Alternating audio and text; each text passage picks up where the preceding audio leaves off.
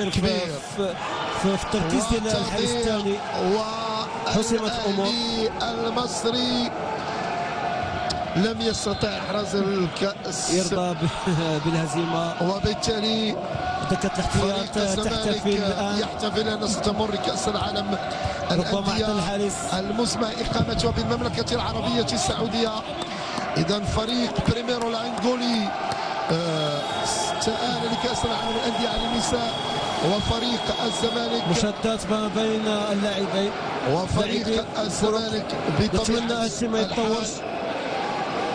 اذا نتمنى بان المباراه تبقى في اجواء الرياضيه بطبيعه الحال، لأنه فريق الزمالك المصري يجب تحكم الاعصاب بالفعل، لأنه هذا عرس لا نتمنى أن يفسد بهذه اللحظات. إذا على العموم نترككم مع أقوى لحظات هذه المباراة. لقطات جميلة جدا بكلتا الطرفين، لا الأهلي ولا الزمالك. بالفعل تابعنا مباراة شوقونا حتى الآخر لحظات، عشنا تشويق وإثارة.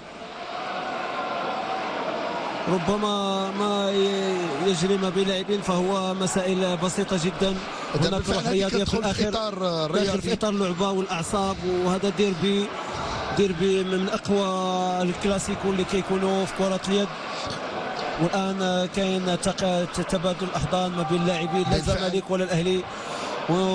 كانت فقط لقطة عابرة ولحظة انفلات أعصاب. على العموم لحظات قوية وجميلة عشناها، عرس رياضي بكل ما تحمل الكلمة من معنى في هذه الجهة الشرقية، وبالضبط بقاعة مولاي الحسن، هذه القاعة الجميلة بمدينة وجدة. وبالتالي دائما هذه المواجهة وهي على جنبات المركب الرياضي اللي كتلعب فيه المولد رجال كرة القدم، الملعب الشرفي لمدينة وجدة. إذا مشاهدينا الكرام تابعنا مباراة جميلة وحماس عشت قاعة مولاي الحسن. إذا نذكر ديال الفروق.